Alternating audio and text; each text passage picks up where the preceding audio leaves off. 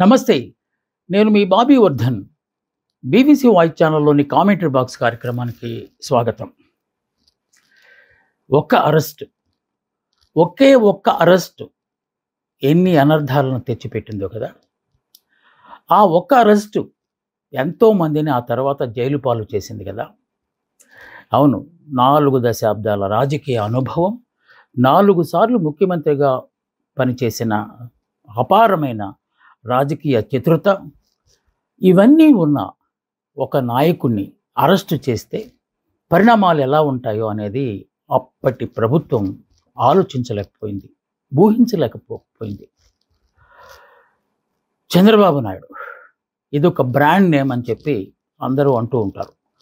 అలాంటి చంద్రబాబు నాయుడిని అరెస్ట్ చేస్తే బహుశా ఆ వైఎస్ఆర్ కాంగ్రెస్ పార్టీ ఆయన అరెస్ట్ చేసినప్పుడు కొడితే కుంభస్థలాన్నే కొట్టాలా అనే ధోరణిలో ఆయన అరెస్ట్ చేసినట్టు అనుకుంది. కానీ ఆ తర్వాత ఎలాంటి రెప్రికేషన్స్ వస్తాయో, పరిణామాలు ఎదుర్కోవాల్సి వస్తుందో అనేది ఏమాత్రం ఊహించకుండా వారిని అరెస్ట్ చేసినట్టు కనిపిస్తుంది. సెప్టెంబర్ 9, 2023 చంద్రబాబు నాయుడిని అరెస్ట్ చేసి రాజమండ్రి జైలుకు తరలించిన తర్వాత 2 రాష్ట్రాల్లో, మన రాష్ట్రంలోనూ ప్రక్క రాష్ట్రంలోనూ జనాలు వీధుల్లోకి వచ్చారు, నిరసనలు తెలియజేశారు. ముఖ్యంగా హైటెక్ సిటీలో ఉద్యోగాలు చేస్తున్న హైదరాబాద్ వాసులు కూడా అమరావతి వైపు వచ్చి వీ వాంట్ జస్టిస్ అని చెప్పి నినాదాలు చేశారు. స్కిల్ స్కామ్లో సాక్ష్యాధారాలు ఉన్నాయని చెప్పి అప్పటి సిఐడి చీఫ్ సంజయ్, అలాగే ఏఐజీ పొనవలు సుధాకర్ రెడ్డి నేతృత్వంలో చంద్రబాబు నాయుడు గారి అరెస్టు జరిగింది. ఆ అరెస్టు జరగటం ఏమిటో కానీ ప్రజల స్పందన ఏంటో తెలిసింది. దాన్ని మించి ఎన్టీఆర్ కుటుంబం అంతా ఏకతాటి మీదకి వచ్చింది. వీ వాంట్ జస్టిస్ అని చెప్పే నినాదాలతో దిక్కులన్నీ పెక్కటిల్లేలాగా, ప్రతిధ్వనించేలాగా ఉద్యమాలు చేపట్టింది. స్కిల్ స్కామ్లో చంద్రబాబు నాయుడు గారు అక్రమార్జన చేశారని చెప్పి ప్రధాన ఆరోపణ కాక, అటు తెలుగుదేశం, ఇటు వైఎస్ఆర్ కాంగ్రెస్ పార్టీల మధ్య ఇదొక యుద్ధంలాగా తయారైపోయింది. ఇక ఈ సంఘటనను చూసి, అంటే చంద్రబాబు నాయుడు గారిని జైల్లో పెట్టడం, పెద్ద ఆయన్ని జైల్లో పెట్టడంతో పాటు అతి సాధారణ ఖైదీగానే అతన్ని పరిగణించడం అనేది పవన్ కళ్యాణ్ని కదిలించేసింది. అంటే జనసేన పార్టీ అధినేత కూడా జైల్లో ఉన్న చంద్రబాబు నాయుడు గారితో మంతనాలు జరిపి బయటకు వచ్చేసి, మనము కూటమిగా ఈసారి ఎన్నికల్లోకి వెళ్తాం, ఎట్టి పరిస్థితుల్లో జగన్మోహన్ రెడ్డిని అసెంబ్లీ ఛాయలకు కూడా రానియమని చెప్పి శపథం చేయటం, కూటమి ఏర్పడటం, ఎన్నికలు జరగటం, ఎన్నికల్లో వైఎస్ఆర్ కాంగ్రెస్ పార్టీ అనూహ్యమైన ఘోర అపజయాన్ని మూటగట్టుకోవటం, కేవలం 11 సీట్లకు మాత్రమే పరిమితం కావటం అనేది చకచకా జరిగిపోయాయి. ఇప్పుడు సీన్ రివర్స్ అయింది. రెడ్ బుక్ అనేది ఒకటి ఓపెన్ అయ్యింది. అది మనం అందరం గమనిస్తున్నాం. గతంలో నోరు పారేసుకున్న ఒక్కొక్కడిని జైలు ఓచలు లెక్క పెట్టే కార్యక్రమం మొదలైంది. సోషల్ మీడియా వేదికగా రెచ్చిపోయిన రవీంద్రారెడ్డితో మొదలైన ఈ అరెస్టుల పరంపర ఆ తర్వాత బోరుగా నీళ్ళ మీద పడింది. ఆ తర్వాత మరో కారణమైనా సరే ఈ సోషల్ మీడియాలో లేకపోతే మీడియా చర్చల్లో నోరు పారేసుకున్నందుకు నందిగం సురేష్ను కూడా జైల్లో పెట్టేశారు. ఇక అంతటితో ఆగలేదు.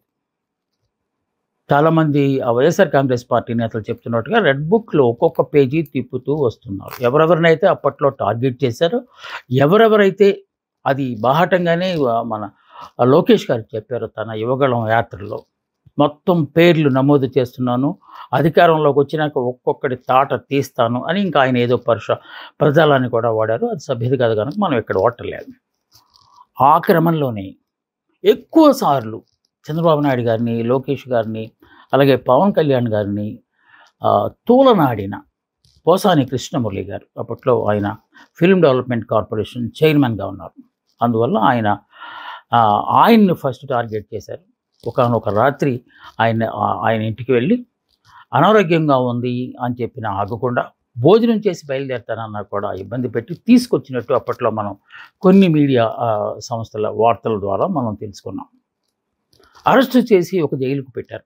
బెయిల్ వస్తుంది, మరో కేసు పెడతారు, బెయిల్ వస్తుంది, మరో కేసు బెయిల్ వస్తుంది, పీటీ వారెంట్ తీసుకొస్తారు. ఇలాగా రాష్ట్రంలో ఉన్న అన్ని జైళ్లను దాదాపు తిప్పి చాలా కాలం తర్వాత అతి కష్టం మీద పోసాని కృష్ణమురళికి ఇక్కడ తెలుగుదేశం పార్టీ లేకపోతే కూటమి ప్రభుత్వం 2 లక్ష్యాలను ఎంచుకున్నట్టుగా కనిపిస్తోంది. ఒకటి, భవిష్యత్తులో ఎవరైనా ఇలాంటి కార్యక్రమాలు చేయడానికి భయపడేలాగా ఈ శిక్షలు ఉండాలి, లేకపోతే ఈ చేష్టలు ఉండాలి అనేది ఒకటి. గతంలో చేసిన తాలూకు పాపానికి ఇప్పుడు ఫలితం అనుభవిస్తున్నాము అనే దాన్ని వాళ్ళు పశ్చాత్తాపడాలి. ఈ 2 లక్ష్యాలతో ఈ కార్యక్రమానికి శ్రీకారం చుట్టినట్టుగా కనిపిస్తోంది. చంద్రబాబుని కంటతడి పెట్టించిన మరో వ్యక్తి వల్లభనేని వంశీ. వారు భువనేశ్వరి గారి మీద ఏదో అపవాదు వేశారనో లేకపోతే తోలనాడారో అని చెప్పి అసెంబ్లీ సాక్షిగా ఆగ్రహావేశాలు వ్యక్తం చేసిన చంద్రబాబు నాయుడు గారు ఇది గౌరవ సభ కాదని చెప్పి బయటికి వెళ్ళిపోయి మళ్ళీ సీఎం గారిని నేను ఇక్కడికి వస్తానని చెప్పిన మాట మనందరికీ గుర్తుండే ఉంటుంది. సో ఆ శపథం చేసి ఆయన బయటికి వెళ్ళిన తర్వాత భావోద్వేగాన్ని ఆమె తట్టుకోలేక ఆయన మీడియా ముందు కన్నీళ్లు పెట్టిన సంఘటనలు కూడా చాలామంది చూశారు. సో అలాంటి వ్యక్తిని ఎందుకు వదలాలని చెప్పి వల్లభనేని వంశీని లోపల పెట్టేశారు.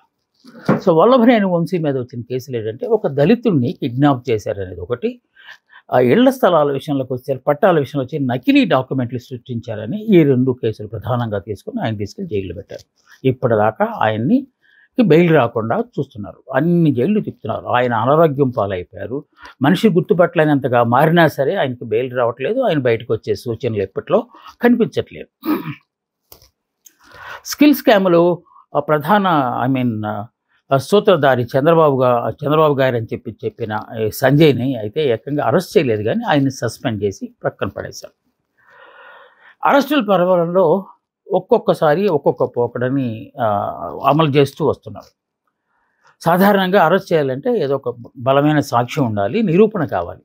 అలాంటిదేమి లేకుండా ఎవరో ఒకరి చేత వాంగ్మూలం ఇప్పించి ఆ వాంగ్మూలం ఆధారంగానే అరెస్టుల పర్వం కొనసాగుతుందనేది ఒక ప్రక్క మీడియా చేస్తున్న ఒక దుష్ప్రచారం కావచ్చు, లేకపోతే ప్రచారం కావచ్చు.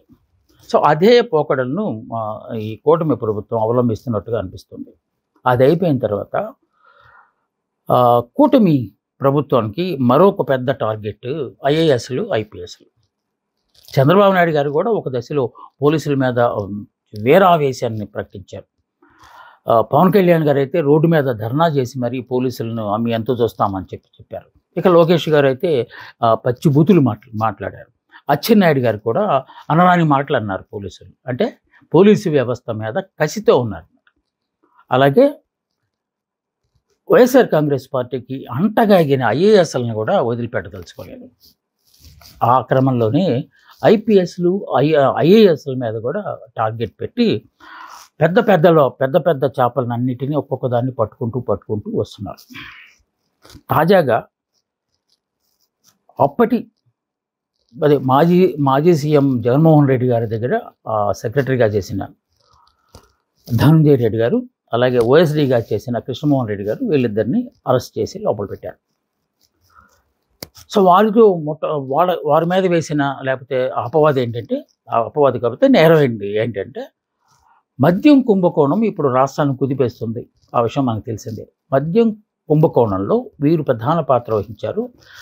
పెద్ద సారకు డబ్బులు అందించడంలో వీళ్ళే మధ్యవర్తులుగా ఉన్నారు అని చెప్పి ఒక అభియోగం మీద వారిని అరెస్ట్ చేశారు.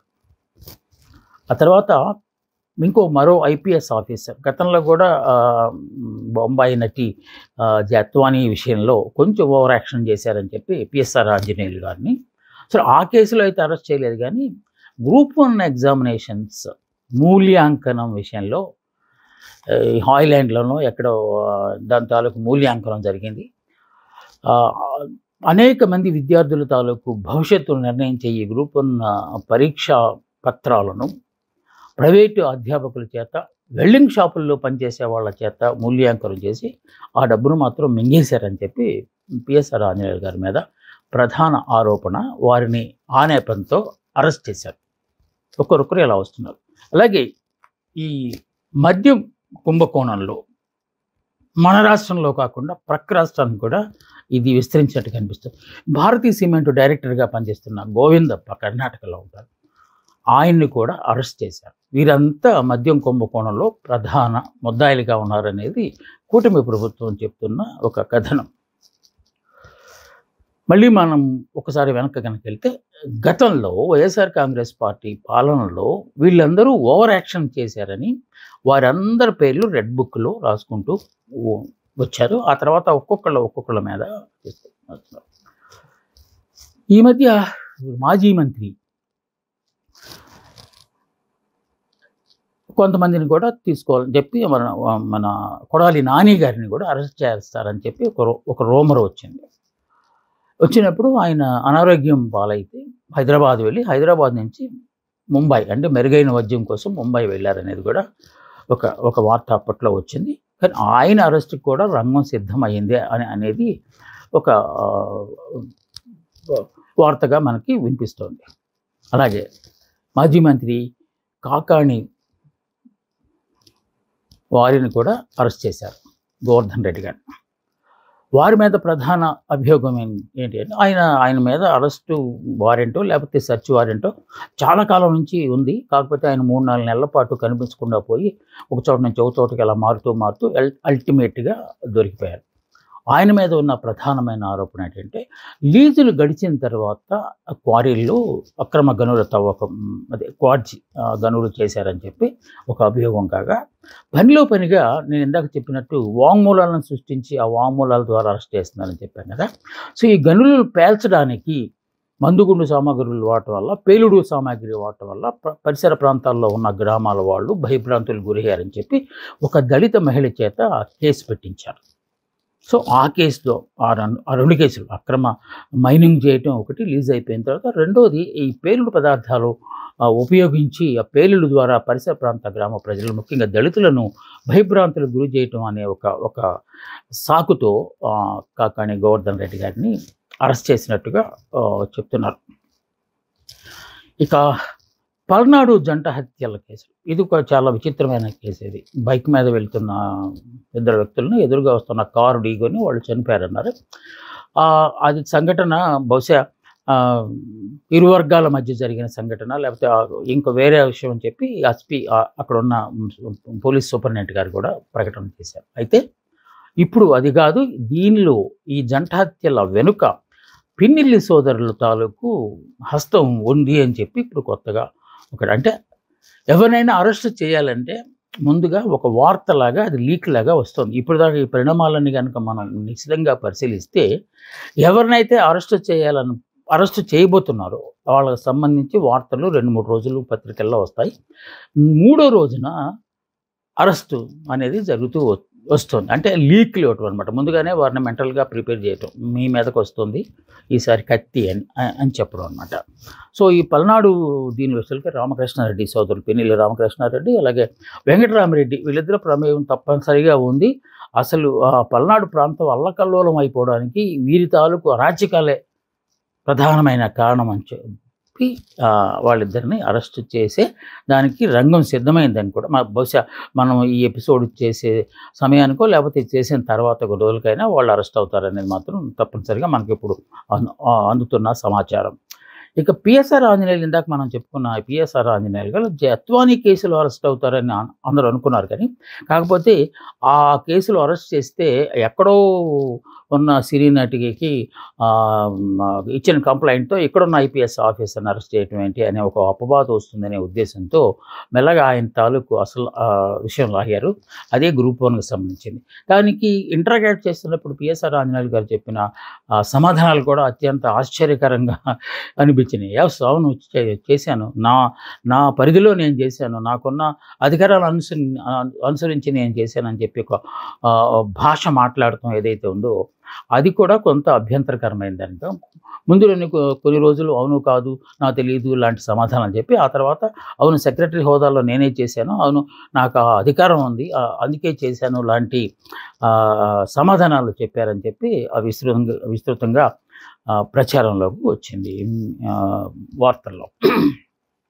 ఇక ఇలాగా ఈ అరెస్టుల పరంపర సీరియల్ లాగా కొనసాగుతూ ఉంటే నేను ఇందాక ప్రస్తావించినట్టు కొడాలి నాని గారు కనిపించకుండా పోయారు అని ఆయన మీద లుకౌట్ నోటీస్ కూడా జారీ చేశారు. ఎందుకలానంటే హైదరాబాద్లో సరైన వైద్యం లేకపోతే బొంబాయి వెళ్ళారు.